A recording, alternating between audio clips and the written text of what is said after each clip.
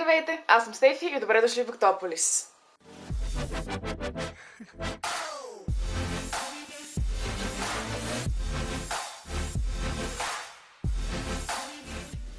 Добре дошли в влог номер 3. Номер 2 още не съм го обработила, но докато видите този влог, значи влог 2 вече ще е бил качен. Този влог се очертава да бъде много книжно настроен, тъй като двете главни неща, за които ще говоря, които ще се опитам да ви покажа малко, са всъщност първо днес една инициатива Дни на фантастичното, което ще се проведе. Той всъщност една отново инициатива, която ще бъде събота и неделя. Програмата има в интернет, ако нещо ви интересува какво точно е било. Но съм сигурна, че повечето от вас вече знаят. Може би някои от вас ще бъдат там, не знам. Но аз лично много се вълнувам, тъй като мисля, че знаете какви книги чета и от каква литература се интересувам точно в момента. И съм много доволна, че нещо такова е организирано. Най-вероятно ще ви разкажа малко повече след като видя самата инициатива, след като вече и тя приключи. Малко се съмнявам, че ще успея да остана до края. Със сигурност няма да мога да отида във втория ден, защото трябва да получим малко. Но днеска със сигурност вече ще отидем с няколко колеги и ще видим какво са ни подготвили. Втората част от този влог всъщност ще бъде нещо, което съм сигурна, че всички от вас очакват от много време, а именно намалението на Сиела 50% по случай 1 ноември. Нямам търпение, нямам тази година толкова много книги, даже не съм сигурна дали изобщо ще успея да купя тези, които имам в предвид. Но ако го направя, ще направя едно мини букхол в този влог, за да споделя какво точно ме интересува. Но е една от инициативите, за които най-много се вълнувам през цялата година. Както знаете, колекционирането на книги е една много важна част от живота ми.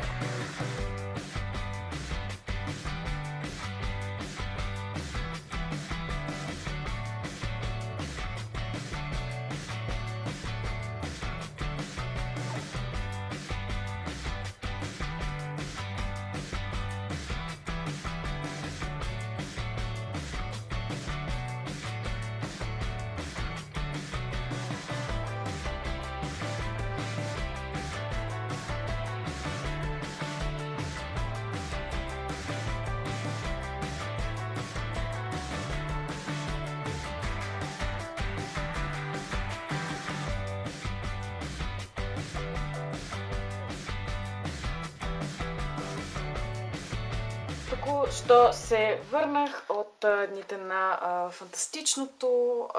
Нямах възможността да остана за повечето дискусии, които бяха предложили, но тази, на която исках да отида, много ми допадна и ме вдъхнови и също време отговори на някои от въпросите ми. Не знам как не разбрах.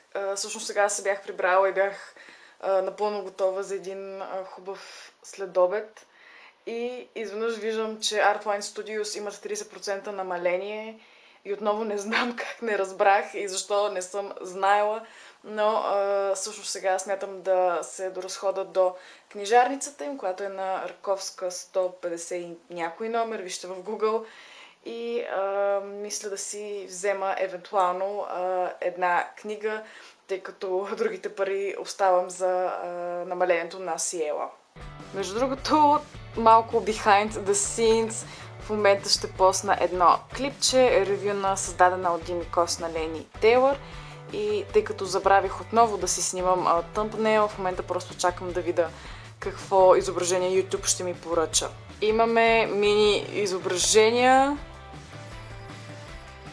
Ами на всичките изглеждам смешно, но предполагам, че първото ще бъде изборът. И публикуваме. Приятно гледане!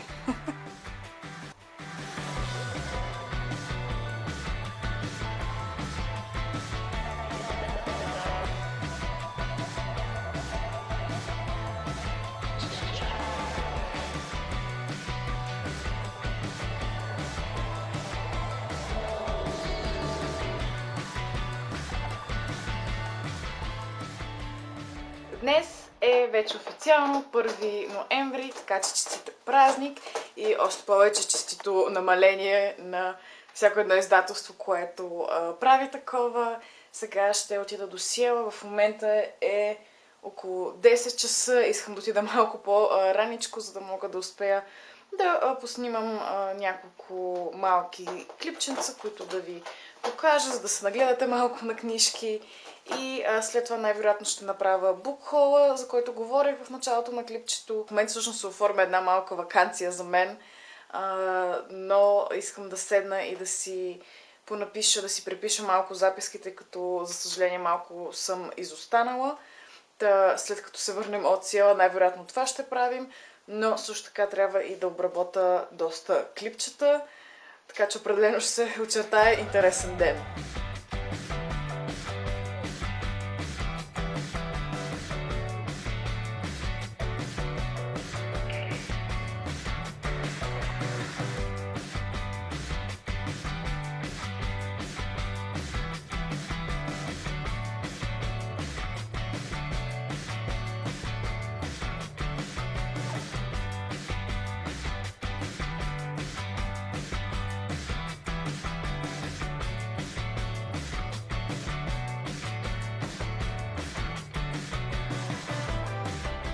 И дойде време най-накрая да завършим този влог, а именно, както обещах, с едно мини букхол на книгите, които си взех от всичките тези намаления, които ви показах в този клип. Ще сложа всичките линкове към книгите долу в описанието, за да може да видите за какво точно става дума. Сега просто ще ви ги покажа. Книгите, които си взех, първата е Вещерът, последното желание. Това е, както видяхте, от Сиела. Имах доста голям късмет и успях да си взема 4 книги, а не само 2, както мислех, че ще се случи. Тази лично нямам търпение да я прочета. Следващото, която си взех, отново беше в рубриката Стефи препоръчва, а именно Баба праща поздрави и се извинява. Забавна и интересна история, доколкото знам. Другото, за което много се вълнувам отново, е на Стивън Кинг, записането мемуари на занаята. Както виждате, изданието е с твърди корици и е изключително добре направено. И последната книга, която си взех от намалението на Сиела, е Светлината, която не виждаме, на Антони Дуер. За нея ви казах, че е спечелила награда Пулицър, както и тук може да видите стикерът. Отново линковете ще бъдат долу в описанието, за да поразгледате. А от дните на фантастичното, откъдето също ви показах кадри, си взех ето тази книга на Майкъл Скот, Келтска Одисея. Често да ви кажа, просто исках да си взема нещо за спомен и тази ми се стори интересна като история. А пък от намалението 30% на Artline Studios си взех ето тази на Патрик Нес. Ние останалите просто живеем тук. Отново знаете, изданията на Artline Studios са изключително красиви. Това бяха книгите, които си взех. Надявам се да ви е харесало това влогче и ще се видим в следващото ми клипче. Бай-бай!